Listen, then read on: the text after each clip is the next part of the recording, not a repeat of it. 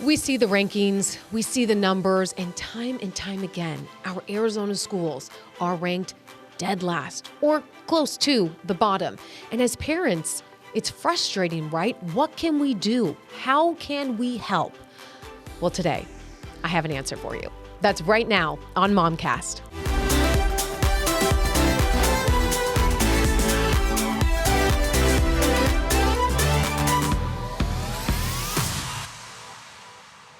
Welcome to MOMCAST. I'm Emma Jade. You know, it is frustrating when you see how our schools in this state stack up across the country. And rather than just getting frustrated, there are things that we can do right now to make a change. Today on MOMCAST, I'm sitting down with Mesa Public Schools Governing Board Clerk. This is Lacey Chaffee. She actually went to school, graduated right from the Mesa Public School system. She knows it in and out. It's the largest public school in Arizona. And she's got things that we can do today to help make changes and make our schools better. So, Lacey, welcome to MOMCAST. I want to talk to you about, because I've been watching your Instagram videos, which I feel are so helpful because you've made some really big changes that are happening in Mesa Public Schools, particularly. You've made it so easy to digest for parents because we hear about these big changes, we get the emails. We all have email fatigue. It's the beginning of the school year. So these videos have been so helpful. You've talked about the changes with the food. You've talked about changes with calendar year that's coming up next year. And you've talked about these propositions that I think are so obviously so important. People get so frustrated with where we rank when it comes to schools. If we invest some time into learning about these propositions that are coming up on the November ballot, we can make a change. I think it's really important that parents are informed. And like you said, parents are really, really busy. If we can make it easy for them to understand how schools are being impacted, what's going on in their schools, I think it makes a big difference.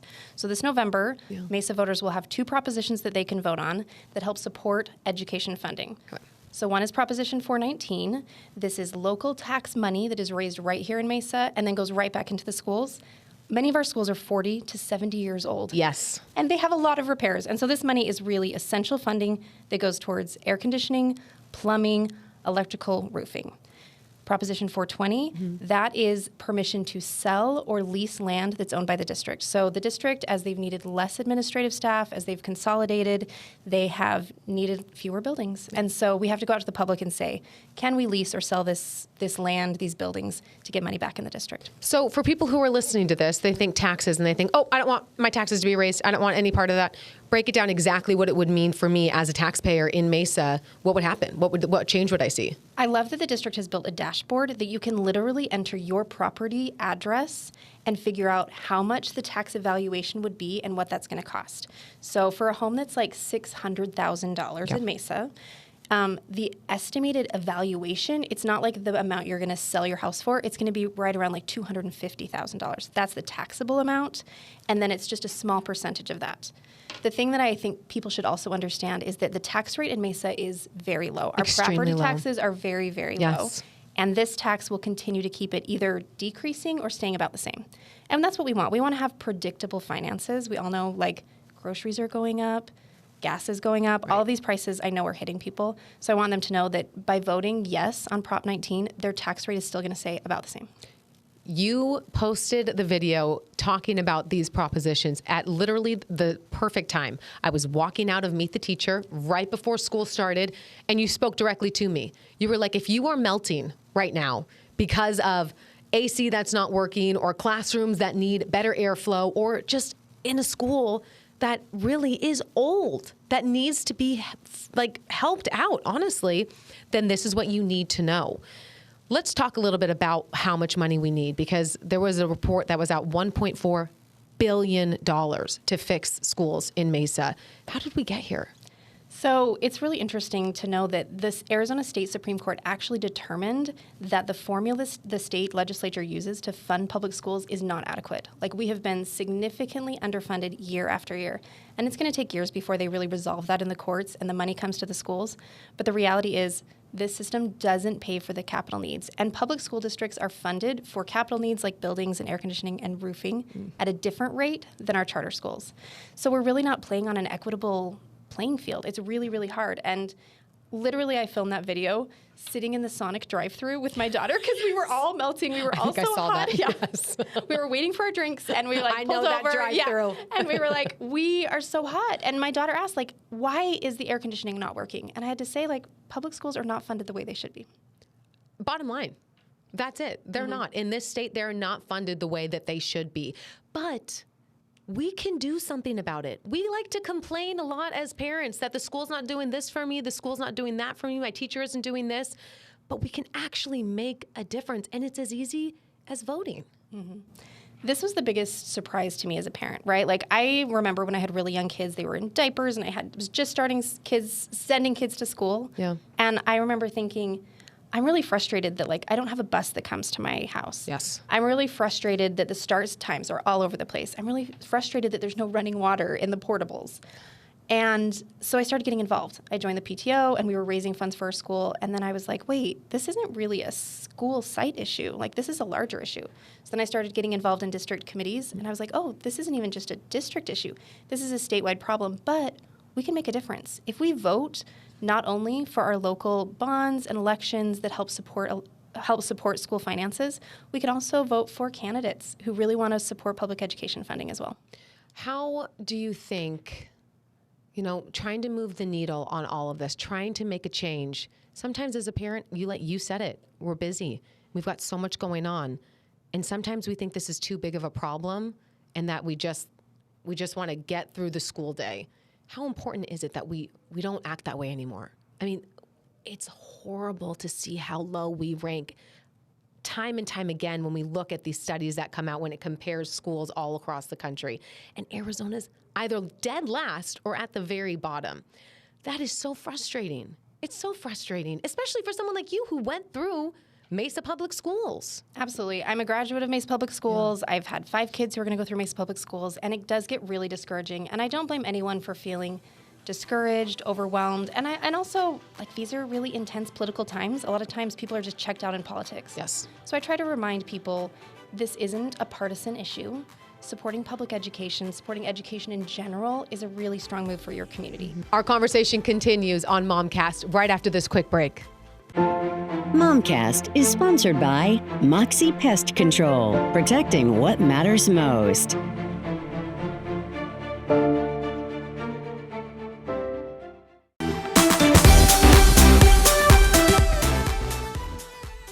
Supporting public education, supporting education in general is a really strong move for your community. You want to have strong schools. It helps support your home value. It keeps your neighborhood safe. And you want to make sure that not only your child, but every child in your community receives a great education. So even while you might be making a different choice for your family, you want to make sure that the kid down the street has access to a safe learning environment, is getting strong academic experiences. And truly, if we continue to underfund education in Arizona, we're going to see it continue to impact student outcomes.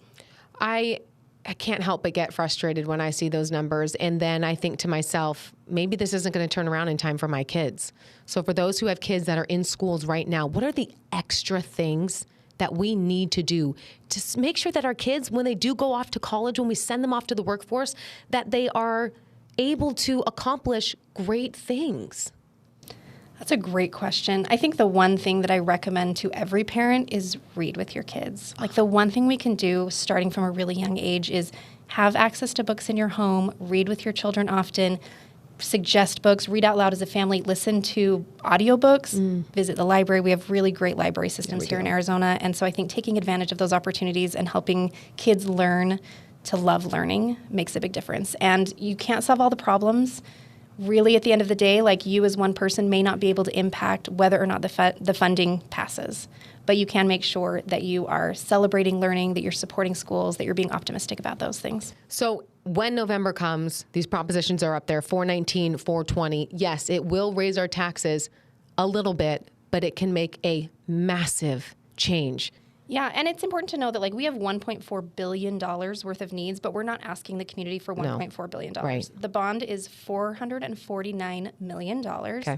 This is like a bare bones approach. Like, we're taking a conservative approach to say these are the essential things that need to be done. And 70% of the funds are going to go directly to our buildings, like the necessities.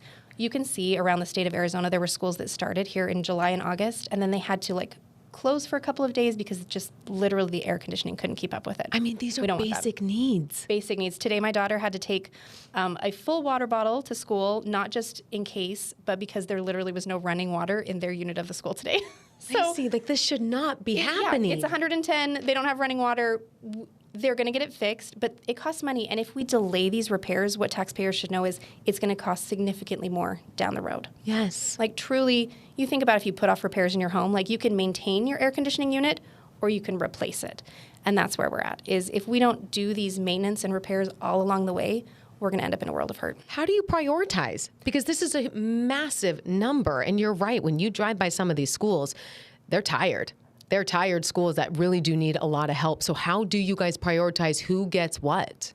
This has been a long-range planning decision where we sat down as a governing board, we sat down with the district, and they've literally built a dashboard you can see if you Google Mesa Public Schools, Proposition 419, you can look and see the priorities of each school site. And I really love that transparency. I think this is something that hasn't been done in the past that really can build some confidence in taxpayers is I can look at my neighborhood school and see what needs there are and how those needs are going to be met with these dollars. You guys put together the budget. What does that process look like? Break down for me what that budget looks like, because I thought it was really interesting. A lot of it has to do with our students being enrolled, and that's the numbers that you guys look at. How does that work? Yeah, Arizona currently works on a current year funding system, which is really complicated. Essentially, the district says this is our best guesstimate for how many students will enroll in the first 100 days. And then we receive funding for every student enrolled full-time for those first 100 days. And it's like a percentage of that 100 days. So we do our best guess. We set forth the budget and approve the budget as a governing board. And then as those students actually enroll and remain enrolled, we receive that funding from the state. And so then we have to do budget adjustments throughout the year. It's not a great way to do budget. You think about if you did that as a family, oh my gosh, we're going to guess how much our groceries are going to be. In this economy? Yeah, right? Not doing that. No, Yes. It's really hard. And then we make adjustments all along the way. In the past, Arizona used to say, based on how many students you had last year, Exactly. this is how much money you'll have next year. We don't have that kind of solid decision-making ability right now. What are you looking forward to? What do you really want changed from the top down that you think this could get us back on track? This could pull us out of last place. What really needs to change in your eyes? I think we have to, as a community, as Arizona, as Mesa, we have to really value education. We have to see the impact that it has. It's so surprising to me that we don't. We're not dumb, right? No, yes. We've been doing this for a long time, and we know how important education is. It's literally what got me my job, what got you your job. It's what launches us into our future. How has this not been a priority? It makes no sense. I don't know. I mean, I feel incredibly grateful for my education from Mesa Public Schools. My dad's a painting contractor. I knew that the only way I was going to go to college is if I could pay for college. And so I was able to get a great public school education. I got a scholarship to ASU. I have my bachelor's and my master's degree. I'm hoping to eventually get a doctorate. I had all of these amazing opportunities because I had a public school education. And for me, I really want that for every kid. You shouldn't have to be able to drive somewhere else to get a great education. Mm-hmm. You should be able to go to your neighborhood school and really have strong opportunities for the rest of your life. When you look at this school year compared to last, how are we doing on enrollment? Our numbers actually look really good. Our estimates came in so far. I mean, we're only how many days? 5 4, days? 4 5, days into school? Yeah. Yes. We're not even a week. Yeah. Tentatively, our numbers look really quite good in Mesa Public Schools. Okay. We are never going to stop the decline in enrollment throughout because people are having fewer babies. Yep. That's just the reality of it. And I think that if we can keep communicating how strong our public schools are, we're going to keep students there.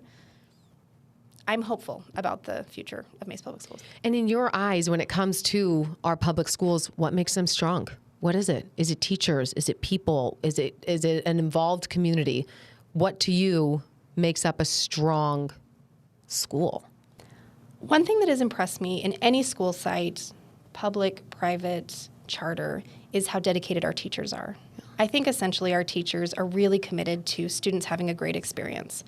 I think what makes public education specifically unique is this idea that we are going to take students from our geographic location whoever they are, we're going to surround them with support and resources, and we're going to make sure that they're set up for success. And I think that that is a really uniquely American value. This is a really incredible experience that we provide to say, we as a community value that you are educated, that you are supported, and we want you to be happy and successful. Still ahead right here on MOMCAST. I want to talk about a really big change that happened for this school year.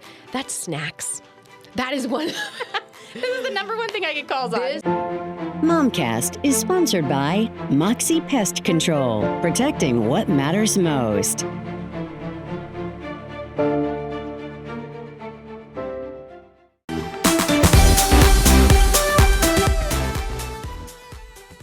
I think essentially our teachers are really committed to students having a great experience. I think what makes public education specifically unique is this idea that we are going to take students from our geographic location, whoever they are, we're going to surround them with support and resources, and we're going to make sure that they're set up for success. And I think that that is a really uniquely American value. This is a really incredible experience that we provide to say, we as a community value that you are educated, that you are supported, and we want you to be happy and successful. I want to talk about a really big change that happened for this school year. That's snacks. That is one. This is the number one thing I get calls on. Lacey, this was a big to-do. My kids love when they get the snack from their teacher in the middle of the day, and whether that was goldfish or whatever it was. That's not happening. You know, here's the thing. Of all the things we could have changed in public schools, we go to the snacks. We eliminate snacks. I know it's the Arizona Healthy Schools Act. This came down fast, which again, this is what we're focusing on, taking away snacks from our kids. We now have to pack a snack for my second grader that she has to eat. Typically, it would come from the teacher. Now, obviously, that has changed. Tell me what this act is. Tell me the changes that have happened and the questions that you're fielding. Who knew that you'd become a nutritionist? I know, right? Yeah.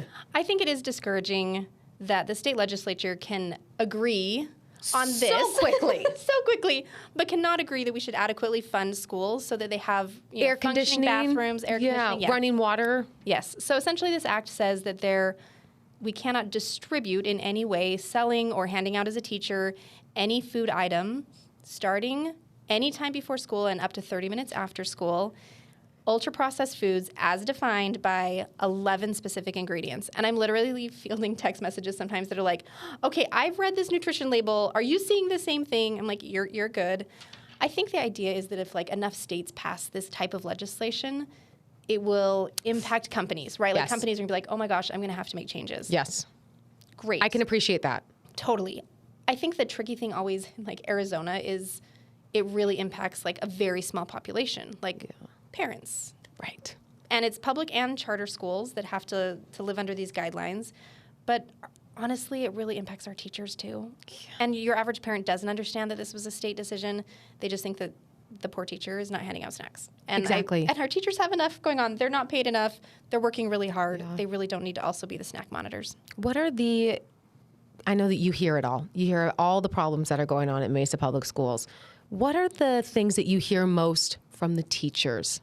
Is it salary? Is it that they're not being paid enough? Is it burnout? Is it lack of support? What are they saying to you? I think when I talk to teachers, it is a lack of trust from the community that is really devastating. Oh my gosh! And I've talked about you're so grateful to your teachers, right? Kindergarten teachers are they're heroes, angels on earth. Yes. We love them. Yeah. But there was a parent-teacher gathering, and a parent said to one of the teachers, I'm okay with whatever book you assign. You don't need to clear it with me. Whatever book you assign, I trust you as the expert to assign the book. And the teacher started to get weepy. It's a pretty experienced high school teacher. And she said, I really appreciate that. I would never recommend something that I didn't think was appropriate for your child, but I really appreciate that trust because I don't experience that all the time. So I think parents communicating that they trust teachers as experts is really important. And I think in addition to being not paid enough, they're also working in facilities that are falling apart. I have a science teacher that my kids have loved. Several of my kids have had. They love her so much. And she keeps all of her supplies in plastic bins because her roof leaks so frequently. Lacey. That she's learned that then she doesn't lose those items. And so she just keeps everything in plastic bins. So it really does impact the morale of our teachers when they're working in facilities that are not being repaired. That's why when you brought up the facilities specifically, it really struck a chord with me. I'm tired of complaining. It's so easy to sit there and complain. It really is. It's easy to complain about, gosh, this school is ugly or it's too hot or whatever it is. We can actually make a change at a very minimal cost to the Mesa taxpayer. For people who are at home and who just hear the word tax and they just immediately tune out whatever it is, what do you want to say to them? I want people to know that, yes, we want to keep taxes low, and this is going to keep your tax rate about the same. Yeah. But we really don't want no taxes, because you want to be able to call your fire department when your house is on fire. Right. You want to be able to drive on safe roads. You want all of these good services. Education is one of those services that we really believe in as a community. And if you have strong schools, people are going to move into your community. People are going to value your neighborhood. They're going to want to buy homes in that area. That's going to be an investment in your community. And it's also an investment in people. For parents who are at home, listen, they've got Prop 419 and 420 on their radar now. But is there something that they can do today to either show support for the teacher, to show support for the school? What can they do? What really helps? I think that gratitude goes a long way. Okay. Expressing, gratitude for the things that teachers and staff are doing, showing up in kind ways. I think that volunteering is always amazing. Like, if you can't give money, please give your time. Yeah. And you would be surprised to know how many people are not registered to vote. So one thing you can do today is make sure you're registered to vote so that you get that information. It's going to come up really fast. You know that October break is going to be right around the corner. Yes. You need to be registered before October break, so that's parents' homework. Okay. And then October is a crazy month, right? We start getting into Halloween parties. If you're going to return a mail-in ballot, it needs to be in the mail by October 27th. So if you get to Halloween and you have not returned your ballot and voted yes on Prop 419 and 420, you're going to have to run it in person after that. Okay, so it's before Halloween. October 27th. That's you my need to have cutoff. it in the mail. Mm-hmm. And it's so scary, it's spooky that we're getting close to that. Yeah, I know. It feels like a long ways away, but Yeah. really I feel like we turn around and then it's October break. Yes, So. and then it's Christmas. Yes. Wild. Yeah. Lacey, thank you so much for your time. This was fantastic, and I feel like exactly what we need to hear. We're all back to school. We're getting our routines going again, but there's something that we can do to change our communities, change our schools for the better. So thank you so much for your time. You're so welcome. I really appreciate all that you do to support education. And like you said, this is a great time to think about it, because you are living in it every day. It is hot in the schools. Yes. And the more we can remember, oh no, our schools actually need air conditioning, and you can do something to help make sure that they have it, that's really empowering. Lacey, thank you so much for joining us, and thank you for watching this very important episode of MOMCAST. I know that there are things that it makes it easy to get frustrated when you see how our schools rank, but there are also things that we can do about it, especially as parents, as community members. Get involved, vote, do things that you know can help improve our schools. Thank you for watching this episode of MOMCAST. I'm Emma Jade. I'll see you next week. MOMCAST is sponsored by Mesa Pest Control, protecting what matters most.